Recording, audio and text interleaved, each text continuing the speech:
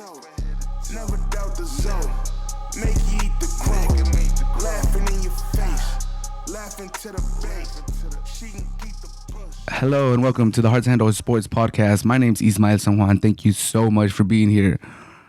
LeBron James, ridiculous performance against the Clippers last night. What a game. Lakers win the last game ever between the Clippers and the Lakers at Staples Center. I know it's crypto, but it will always be Staples Center for Laker fans. And I have one solution for the All-Star game, All-Star weekend, that I don't think people have mentioned yet. I think it's a good idea. Overall, I know it's been over a week since the All-Star game and dunk contest. Atrocious stuff. For the most part, I'm very down on it, but I do have one solution that might save it. And in La Liga, Modric scores the winner this weekend against Sevilla, against Ramos. A spectacular goal, beautiful celebration. We'll touch on that. Modric, the magician, scores a banger against Sevilla. All of that on this episode of the Hard to Handle Sports Podcast. Let's get started. LeBron James leads a 21-point comeback against the Clippers, outscores the Clippers in the fourth quarter, 19-16, scores 5 threes in the fourth for the second time in his career. What a dog, what a vintage performance by LeBron James. Amazing stuff. D'Lo scores a clutch three. Lately, he's been hitting these threes where he catches it pretty high and releases it like almost automatically. It's been insane. But LeBron James taking the game over, winning the last game ever at Crypto Arena at Staples Center between the Clippers and the Lakers. It was a Clippers home game, but as everyone knows, they're moving to the Intuit Arena next year. It looks like it's a beautiful arena, but this is the last time that the Lakers and Clippers are going to share the arena. Maybe they see each other in the playoffs, but it was an important match. LeBron James comes through and wins it. We'll touch on the game, but this makes it where he only needs 40 points against the Wizards tonight, I believe, to get to 40K points. I would not be surprised if he goes all out for it, drops a 40 burger on them, one of the worst teams in the NBA, and gets it done tonight. But on that game, man, to see LeBron hit threes after threes after threes after threes, it's a scary sight because he can still put his head down. He had a beautiful shot where he drove to the hole, and then he hit a bank shot falling away. And it's just amazing how he can still drive very, very efficiently to the rim. But when LeBron is hitting threes, it is a scary sight, man. There's nothing you could do. It's really a sight to see. And then he had the defense on Kawhi at the end when Kawhi was going for the game tying 2, and LeBron played good defense. So LeBron can still lock down when he needs to, and he can still get buckets when he has it going. I wouldn't say. People have been saying after this performance that when he wants to, he can still turn it on. I will slightly disagree because I have seen LeBron kind of try to get to that level and he can't, which is understandable at that age. It's not a shot against LeBron. I think the most accurate assessment is that he could get to that level.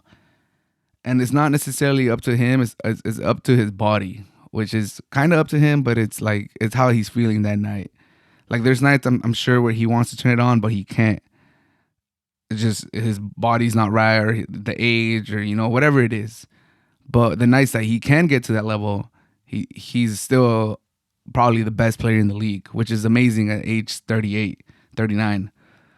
Whatever age he's at right now, it's pretty ridiculous that he can still get to that level. I don't think LeBron necessarily can pick and choose.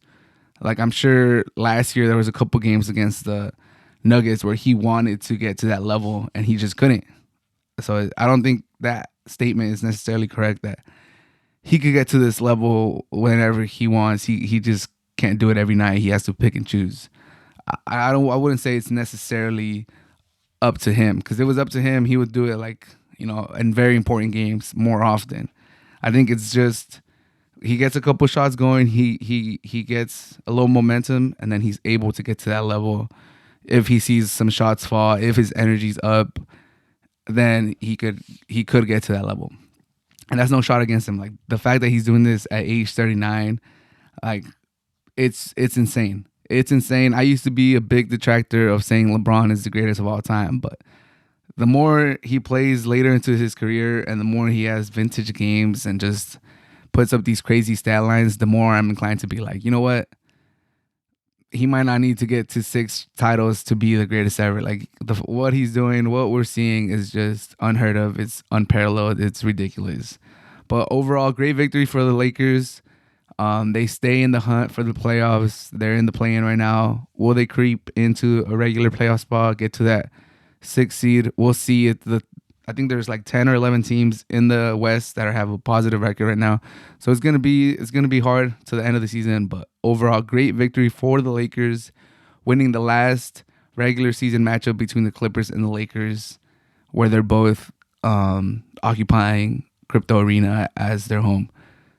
We'll see how it goes at Intuit. Hopefully the Lakers take over that arena, but overall, great victory by the Lakers. And now that the All-Star game has passed, the NBA regular season is more entertaining. Like, we just had a classic Clipper versus Lakers game. Amazing. Great game throughout. We've had some other good games on TNT, on NBA TV, on NBA League Pass. There's been some great NBA games since the All-Star game. And you can kind of notice the intensity rack up. You know, it picks up after the All-Star game. But the one thing that we can't fix, it seems like, is the intensity during the All-Star game itself. And not gonna lie, I was pretty down after this year's All-Star game for 2 reasons. Next year, the All-Star game is here in San Francisco at Chase Center. I'm planning on going. Even though I was down, I still plan on going.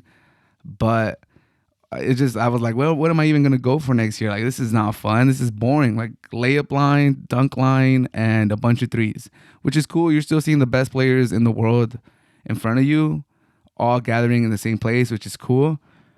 But it's also like, come on, just try a little bit. Like, everyone's been using that. Like, they try harder in pickup games during the summer. They try harder at, a random college, at the Drew League. Why can't they just bring that intensity to the All-Star game? People have been flirting with the idea of copying the MLB, and whoever wins it gets home field in the finals. I think that's good. That's a good start. Maybe it'll work. Maybe it won't. The one solution that I do have, and I think it's a good one, and it's based off the changes that happened this year in the NBA. So if you guys don't know, before you could miss as many games as you want. If your numbers were great, if people thought you had a great season, you would be eligible to make the MVP, to win the MVP, to be first team all NBA, to win comeback player of the year, rookie of the year, all that good stuff, coach of the year. Well, coaches don't really miss games, but you get the point. This year is the first year that they implemented the 65 game rule. So if you don't play 65 games, you're not eligible for any of those awards. MVP, first team all NBA, all of that good stuff. The reason that matters, not necessarily because you want to win those awards and they have a lot of prestige and it'll look good. You want that picture. You want to hang it up on your wall. You want to put it in your nightstand. When you retire, you want to talk about, I won, comeback player of the year, 6th man of the year, MVP. It's not just necessarily because of that. The main importance, or one of the main things, is that if you make the all NBA team or teams, then you're eligible for that Supermax. Or that super ultra max. I forget what it is. I think if you're back to back, you could get the super. If you win it that season, then you're eligible for the super max. So a lot of implications. If you get like a 4 or 5 year deal, that could be like $50 million. So we've seen players. I think Embiid got a little more hurt because he was trying to play to keep that 65 game minimum. So players are definitely aware of that, and I think that moves the needle.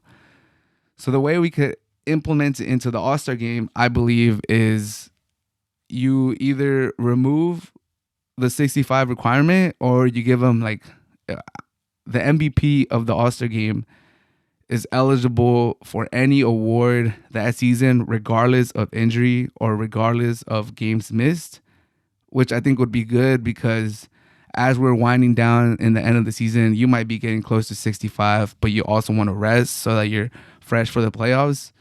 Try hard in the All-Star game, and that gives you, you win the All-Star MVP, and now down the stretch, you have that flexibility of I could sit as many games as I want, still be eligible for, all NBA team, still be able to get the Supermax at the end of the season if I'm up, and still be eligible for MVP and all that stuff, and I'm able to rest strategically. If I pick up an injury, it's not the big of a deal. I'm still going to be eligible for all of these awards. maybe we don't go the whole way where you could just miss as many as you want, but maybe you get like 10 more games. So like if maybe the winning team in the All-Star game gets 10 extra games. Each player gets 10 extra games that they can miss and still be eligible. So instead of playing 65, the winning team only has to play 55. And the MVP gets no cap. They can miss as many games as they want. If they get injured, it's good. They're still eligible for those awards. I think that's something that people haven't talked about. From the analysis that I've done, I think it makes a little bit of sense. I think it will incentivize players to play hard. I think that's a good one. I think people want to make the first team All NBA. They want to be eligible for Sixth Man of the Year, MVP, all that good stuff. And the monetary compensation is there. Like they want to get those All NBA so that they're eligible for super maxes. So I think that's a pretty good idea. I haven't seen anyone talk about it, but I think it's a pretty solid idea. Let me know what you guys think. I think everyone's just trying to fix this. I was pretty upset how boring and bad the game was because the commissioner was going on shows. Pat McAfee, First Things First, I think, or not First Things First, but Pat McAfee, maybe First Take. He was doing media, and he was going there and telling them the players have been informed that we want them to try in the All-Star game. We put emphasis on this. It was in Indiana, so Halliburton was doing a lot of media too. He was going on Pat McAfee and other shows too, and he was talking about like, yeah, the commissioner let us know, and we're aware of that. We're going to try this year. And for them to break the points record this year, embarrassing. So hopefully they do something to fix it for next year when it's here in San Francisco. But we're going to hold our breath. If someone listens to this and thinks it's a good idea and has a connection, push it forward. Let them know. Take the cap off. Winning team doesn't have the 65 game restriction, or at least gets 10 more games. MVP of the All-Star game has no game restriction. Let's do it. And to finish, Luka Modric scores the winner against Sevilla. Beautiful celebration. Real Madrid still top of the league, building that cushion against second place. Amazing game. Luka Modric comes off the bench to score the winner. And man, if you see the picture of them celebrating, lifting Luka Modric, putting him up on the barrier, just a beautiful celebration overall. If you're a Madrid fan, it's a sight to be seen. Enjoying Luka Modric in what seems to be his last season with Madrid. Just leave it out on the field. The passion that he celebrates his goal. Luka Modric, he does show emotion. He's by no means like even keel and not emotionless, but he doesn't like really release it like super front and forward all the time. So to see him celebrate that goal and really let it all out, yell, scream, be embraced by the players, it was a beautiful sight. It was that game overall, even though it was a 1-0 goal, and they took a goal back from Real Madrid, and the game was kind of sloppy for a little bit. Bellingham was hurt. Lunin had a couple saves that kept Madrid in it from going down. It was a beautiful game, to be honest. To welcome Sergio Ramos, our old captain, led us to 4 Champions League back into the Bernabeu, seeing the players embrace him, seeing them, have little chit-chats during the game, give each other pats on the back. Ramos still looking out for the Real Madrid players to not get a double yellow, stuff like that. It was a beautiful sight to see our captain come back. I will always have love for Sergio Ramos. He was our captain. He was a fierce leader. He was our first enforcer. He was the defender of every single player. Whenever a scuffle would happen, he would go front and center and put himself between our players and the opposition. I will always have love for Sergio Ramos. So it was nice to welcome him back to the Bernabeu. And then to see Luka Modric score the winner, a banger of a goal, reminded me of the goal he scored against Manchester United, I believe, in the Champions League many, many years ago, probably like 2014, around there, 2012. Reminded me of that goal. And the celebration was just beautiful. The players embracing Lukita, lifting him up, him showing emotion, letting everything out. It kind of felt like he kind of knows this is probably his last goal or one of his last goals with Madrid, and to let it all out, it was a beautiful sight. Like I said, as a Madrista, even though the game was not the best, we didn't play our best, we did get the victory. It was beautiful in many other ways. Welcoming Ramos back to the Bernabeu, seeing Modric being embraced by the players, the career he's had with Real Madrid, from scrutiny, from criticizing the move, the transfer to Madrid, to him winning Ballon d'Oro, growing as a player, having one of the largest primes in any midfielder's career ever, becoming a Real Madrid legend, and for him to score that goal, it's like the old guard is still there. Sergio Ramos coming back, Luka Modric, Kroos sharing the field. It was beautiful. It was a great game. Beautiful winner. Real Madrid, I think they're 7 points clear in the La Liga race.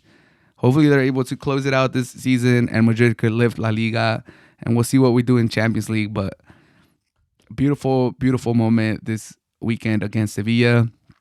But that should do it for this episode of the Hearts Handle Sports Podcast. As always, if you made it to the end, I appreciate you so much. Hala Madrid and Arriba la América. América versus Chivas play 3 times in like a week. Hopefully América gets it done. Peace. When I slide, no sudden moves. All my goons are stretching. And I'm taxing for the feet on my damn collection.